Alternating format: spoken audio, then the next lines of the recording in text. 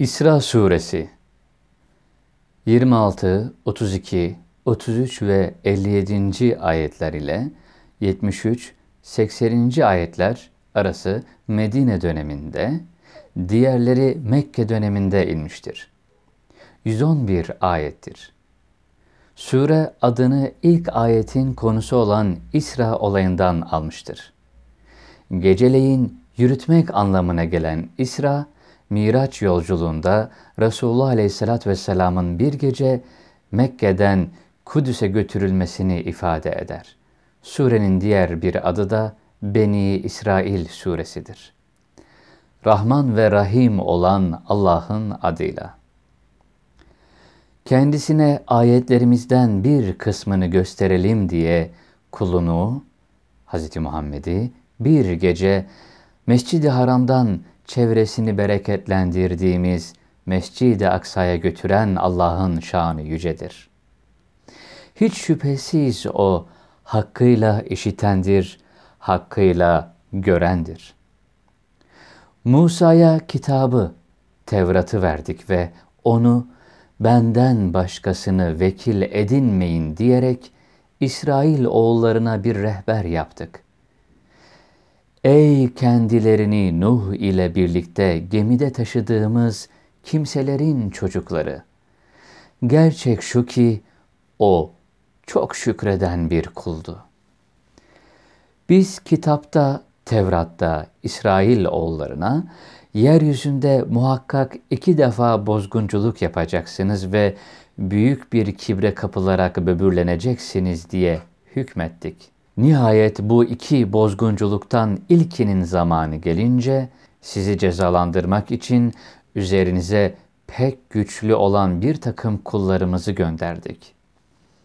Onlar evlerinizin arasına kadar sokuldular.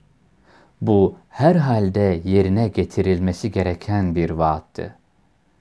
Sonra onlara karşı size tekrar egemenlik verdik. Mallar ve çocuklarla sizi güçlendirdik. Sayınızı da çoğalttık. İyilik ederseniz kendinize iyilik etmiş olursunuz. Kötülük yaparsanız yine kendinize yapmış olursunuz. 2. bozgunculuğun zamanı gelince yeryüzünü kara etsinler, daha önce girdikleri gibi yine mescide, Beyt-i Makdis'e girsinler ve ellerine geçirdikleri her şeyi yerle bir etsinler diye üzerinize yine düşmanlarınızı gönderdik. Umulur ki Rabbiniz size merhamet eder. Eğer yine eski duruma dönerseniz biz de cezaya döneriz. Biz cehennemi kafirlere bir zindan yapmışızdır.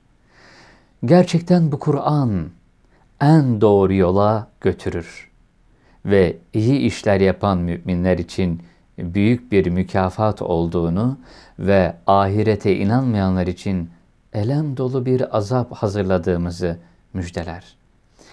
İnsan hayra dua eder gibi şerre dua eder. İnsan çok acelecidir. Biz geceyi ve gündüzü kudretimizi gösteren 2 alamet yaptık. Rabbinizden lütuf isteyesiniz, yılların sayısını ve hesabını bilesiniz diye gece alametini giderip gündüz alametini aydınlatıcı kıldık. İşte biz her şeyi açıkça anlattık. Her insanın ameli boynuna yükledik. Her insanın amelini boynuna yükledik. Kıyamet günü kendisine açılmış olarak karşılaşacağı bir kitap çıkaracağız. Oku kitabını. Bugün hesap sorucu olarak sana nefsin yeter denilecektir. Kim doğru yolu bulmuşsa ancak kendisi için bulmuştur. Kim de sapıtmışsa kendi aleyhine doğru yoldan sapmıştır. Hiçbir günahkar başka bir günahkarın yükünü yüklenmez. Biz bir peygamber göndermedikçe azap edici değiliz. Biz bir memleketi helak etmek istediğimizde onun refah içinde yaşayan şımarık elebaşlarına itaat emrederiz de onlar orada kötülük işlerler. Böylece o memleket hakkındaki hükmümüz gerçekleşir de oranın altını üstüne getiririz. Nuh'tan sonra da nice nesilleri helak ettik. Kullarının günahlarını hakkıyla bilici ve görücü olarak Rabbin yeter. Kim bu geçici dünyayı isterse orada ona, evet dilediğimiz kimseye dilediğimiz kadar hemen veririz. Sonra da cehennemi ona mekan yaparız. O buraya kınanmış ve Allah'ın rahmetinden kovulmuş olarak girer. Kim de mümin olarak ahireti ister ve ona ulaşmak için gereği gibi dünyada çalışırsa, işte bunların çalışmalarına karşılığı verilir. Rabbinin lütfundan her birine, onlara da bunlara da veririz. Rabbinin lütfu hiç kimseye yasaklanmış değildir. Bak, nasıl onların kimini kimine üstün kıldık. Elbette ahiretteki dereceler daha büyüktür, üstünlükler daha büyüktür. Allah ile birlikte başka bir tanrı edinme, yoksa kınanmış ve yalnızlığa itilmiş olarak kalırsın. Rabbin kendisinden başkasına asla ibadet etmemenizi, anneye, babaya iyi davranmanızı kesin olarak emretti. Eğer onlardan biri ya da her ikisi senin yanında ihtiyarlık çağına ulaşırsa sakın onlara öf bile deme. Onları azarlama. Onlara tatlı ve güzel söz söyle. Onlara merhamet ederek tevazu kanadını indir ve de ki, Rabbim, tıpkı beni küçükken koruyup yetiştirdikleri gibi sen de onlara acı. Rabbiniz içinizde olanı en iyi bilendir. Eğer siz iyi kişiler olursanız şunu bilin ki Allah tövbeye yönelenleri çok bağışlayıcıdır. Akrabaya, yoksula ve yolda kalmış yolcuya hakkını ver. Fakat saçıp savurma. Çünkü saçıp savuranlar şeytanların kardeşleridir. Şeytan ise Rabbine karşı çok nankörlük etmiştir. Eğer Rabbinden umduğun bir rahmeti istemek için onlardan yüz çevirecek olursan, o zaman onlara yumuşak bir söz söyle. Eli sıkı olma, büsbütün eli açık da olma. Sonra kınanır, çaresiz kalırsın. Şüphesiz Rabbin dilediğine rızkı bol bol verir ve dilediğine kısar. Çünkü o gerçekten kullarından haberdardır ve onları görmektedir. Yoksulluk korkusuyla çocuklarınızı öldürmeyin. Onları da sizi de biz rızıklandırırız. Onları öldürmek gerçekten büyük bir günahtır. Zinaya yaklaşmayın. Çünkü o son derece çirkin bir iştir ve çok kötü bir yoldur. Haklı bir sebep olmadıkça Allah'ın öldürülmesini haram kıldığı cana kıymayın. Kim haksız yere öldürürse biz onun velisine yetki vermişizdir. Ancak o da kısas yoluyla öldürmede meşru ölçüleri aşmasın. Çünkü kendisine yardım edilmiştir. Rüştüne erişinceye kadar yetimin malına ancak en güzel şekliyle yaklaşın.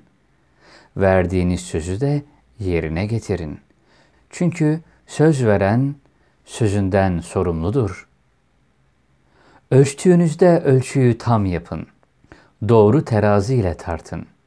Bu daha hayırlı, sonuç bakımından daha güzeldir. Hakkında kesin bilgi sahibi olmadığın bir şeyin peşine düşme. Çünkü kulak, göz ve gönül bunların hepsi onlardan sorumludurlar. Yeryüzünde böbürlenerek yürüme. Çünkü sen yeri asla yaramazsın. Boyca da dağlara asla erişemezsin. Bütün bu sayılanların kötü olanları Rabbinin katında sevimsiz şeylerdir. Bunlar Rabbinin sana vahyettiği bazı hikmetlerdir. Allah ile birlikte başka ilah edinme. Sonra kınanmış ve Allah'ın rahmetinden kovulmuş olarak cehenneme atılırsın. Rabbiniz erkek çocukları size seçip ayırdı da kendine meleklerden kız çocukları mı edindi? Gerçekten çok büyük bir söz söylüyorsunuz. Andolsun biz, onlar düşünüp öğüt alsınlar diye gerçekleri bu Kur'an'da değişik biçimlerle açıkladık. Fakat bu onların ancak kaçışlarını arttırıyor. De ki, eğer onların iddia ettiği gibi Allah'la beraber başka ilahlar olsaydı, o zaman o ilahlar da arşın sahibine ulaşmak için elbette bir yol ararlardı. Allah her türlü eksiklikten uzaktır. Onların söylediklerinin ötesindedir, yücedir. 7 gök, yer ve bunların içinde bulunanlar Allah'ı tesbih ederler. Her şey onu hamd ile tesbih eder. Ancak siz onların tesbihlerini anlayamazsınız. O halimdir. Hemen cezalandırmaz. Mühlet verir. Çok bağışlayandır. Kur'an okunduğunda seninle ahirete inanmayanların arasına gizli bir perde çekeriz. Kur'an'ı anlamamaları için kalpleri üzerine perdeler, kulaklarını da ağırlık koyarız. Kur'an'da ibadete layık ilah olarak sadece Rabbini andığın zaman arkalarına dönüp kaçarlar. Onlar seni dinlerlerken hangi maksatla dinlediklerini kendi aralarında konuşurlarken de o zalimlerin siz ancak büyülenmiş bir adama uyuyorsunuz dediklerini çok iyi biliyoruz. Bak senin için ne türlü benzetmeler yaptılar da saptılar. Artık doğru yolu bulamazlar. Dediler ki biz bir yığın kemik, bir yığın ufantı olduğumuz zaman mı yeniden bir yaratılışla diriltileceğiz? De ki şüphe mi var? İster taş olun, ister demir. Yahut aklınızca diriltilmesi daha da imkansız olan başka bir varlık olun. Yine de diriltileceksiniz. Diyecekler ki, peki bizi hayata tekrar kim döndürecek? De ki, sizi ilk defa yaratan. Bunun üzerine başlarını sana alaylı bir tarzda sallayacaklar ve ne zamanmış o diyecekler. De ki, yakın olsa gerek.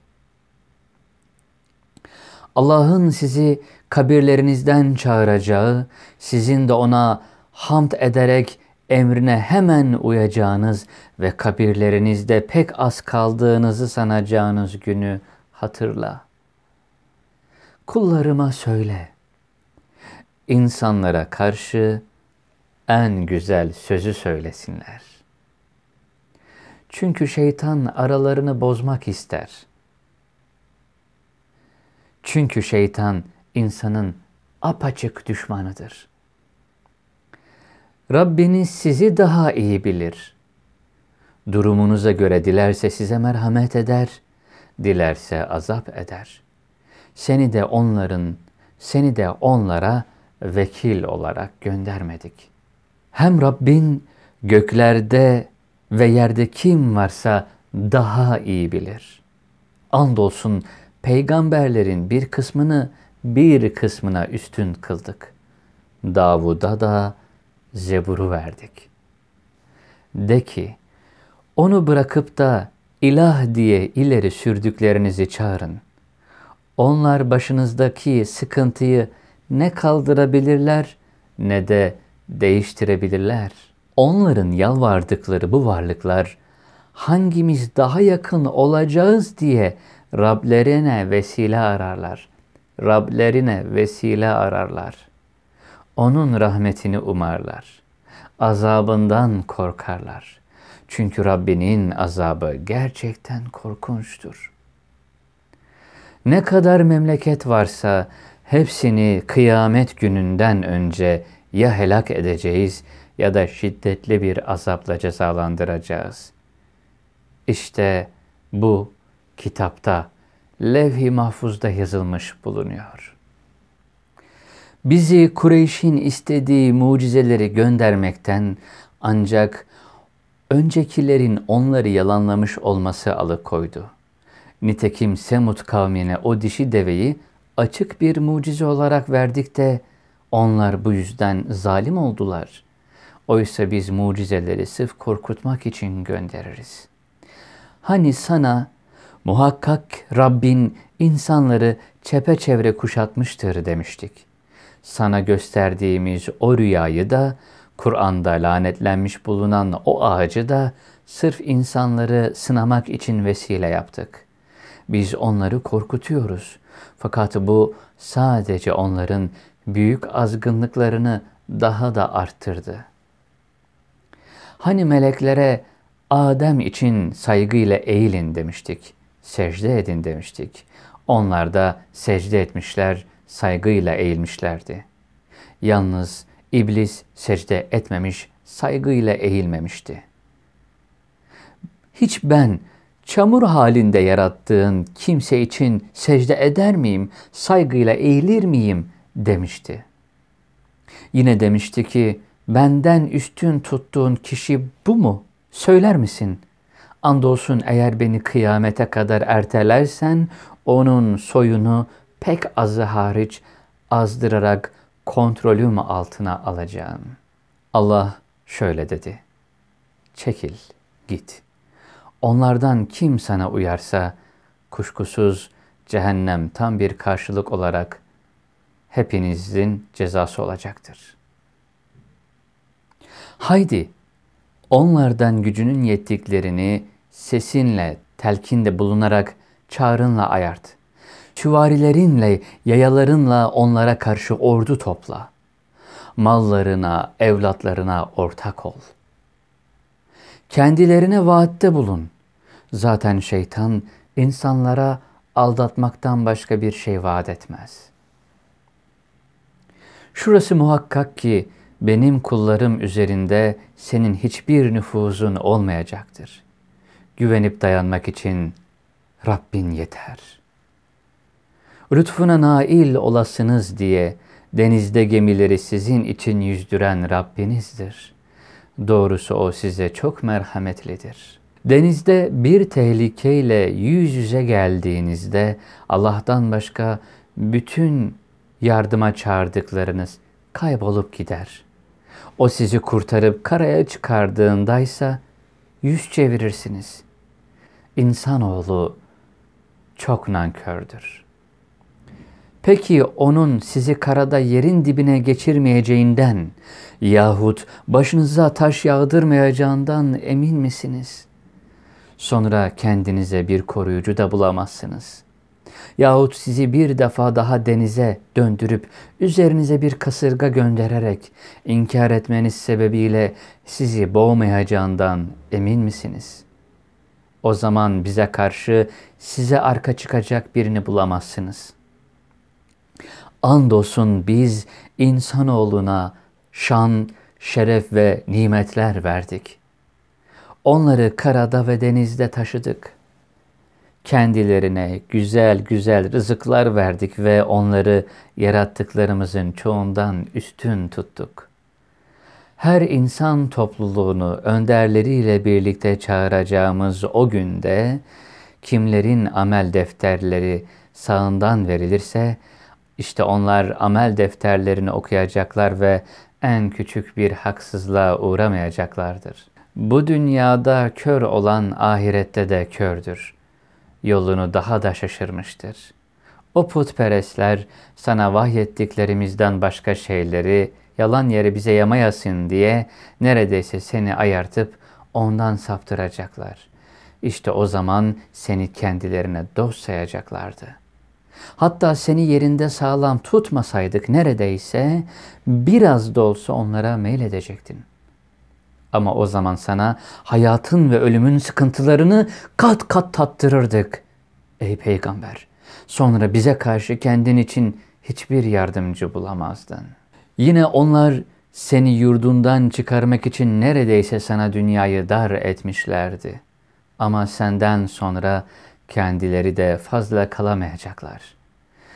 Senden önce gönderdiğimiz peygamberler hakkındaki kanun da budur. Bizim kanunumuzda hiçbir değişiklik bulamazsın. Güneşin gün ortasını aşmasından gecenin karanlığına kadar namaz kıl. Bir de sabah namazını. Çünkü sabah namazı şahitlidir.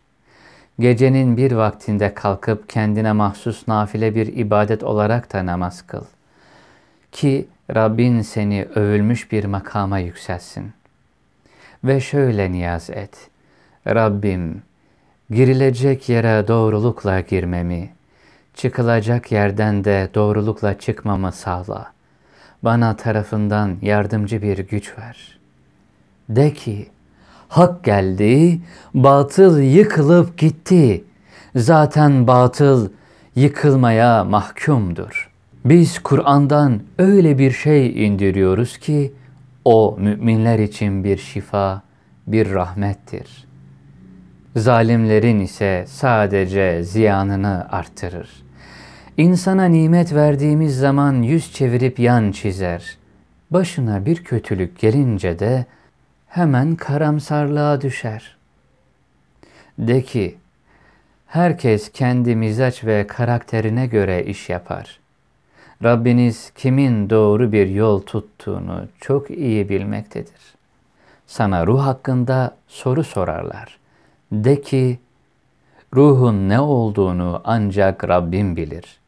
Size ise pek az bilgi verilmiştir. Gerçek şu ki biz dilersek sana vahyettiğimizi ortadan kaldırırız. Bundan sonra da sen bize karşı güvenip dayanacağın birini bulamazsın. Rabbinden bir rahmet gelmiş de vahiy kalkmamış, o başka.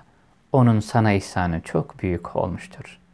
De ki, yemin ederim bu Kur'an'ın bir benzerini ortaya koymak için ins ve cin bir araya gelip birbirine destek olsa dahi onun benzerini ortaya koyamazlar.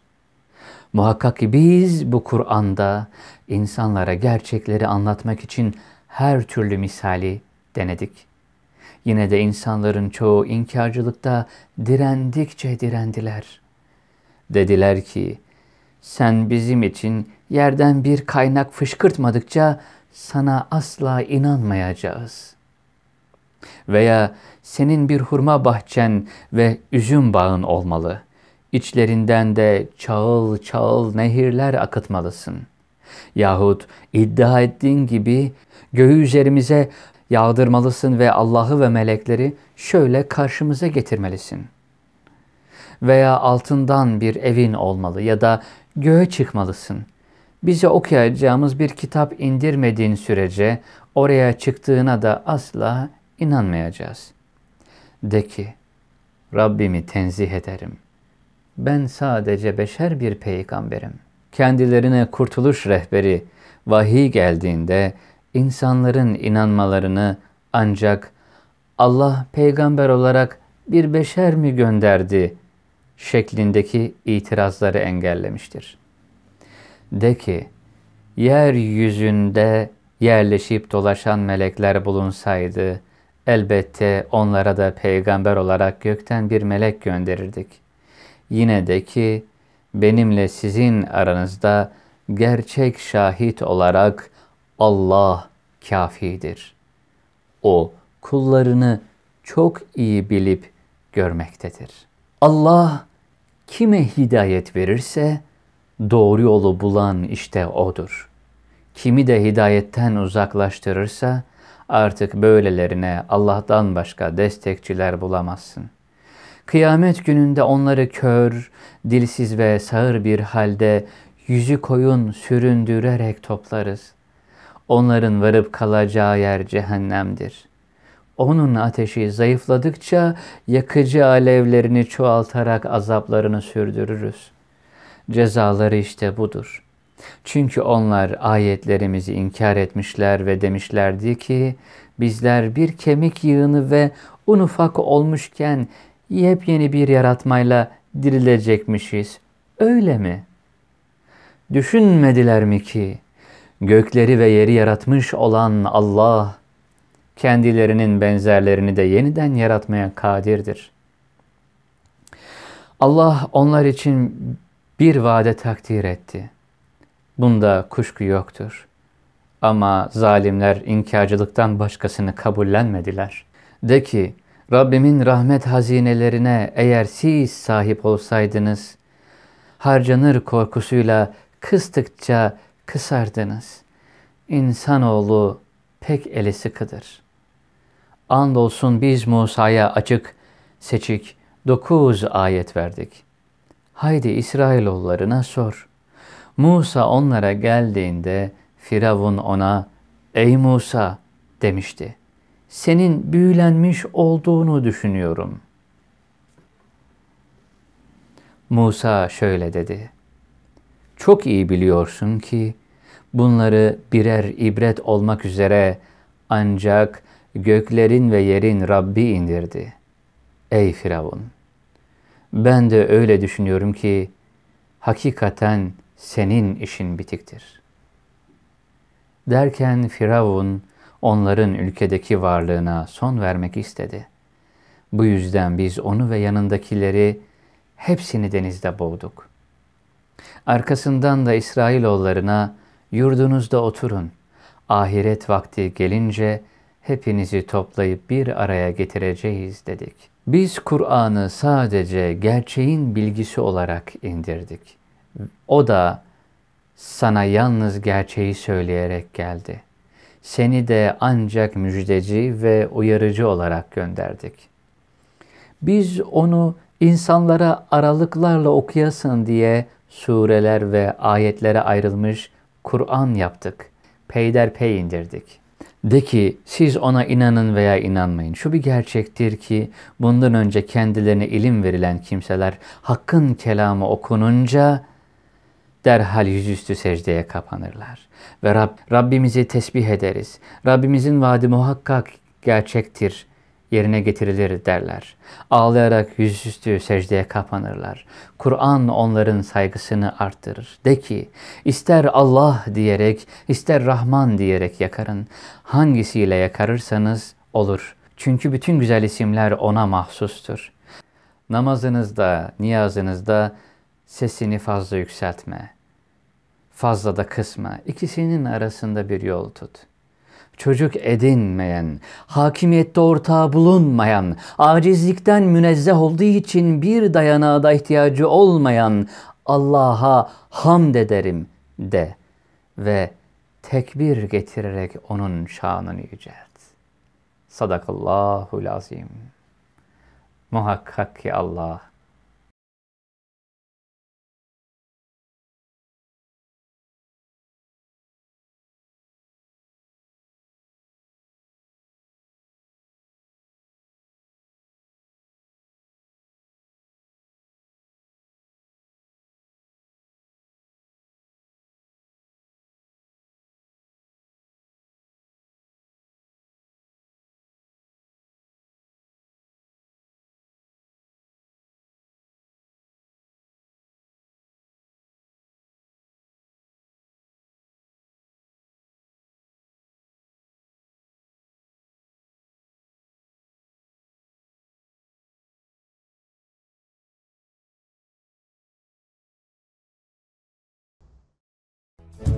Que Adnan Şensoy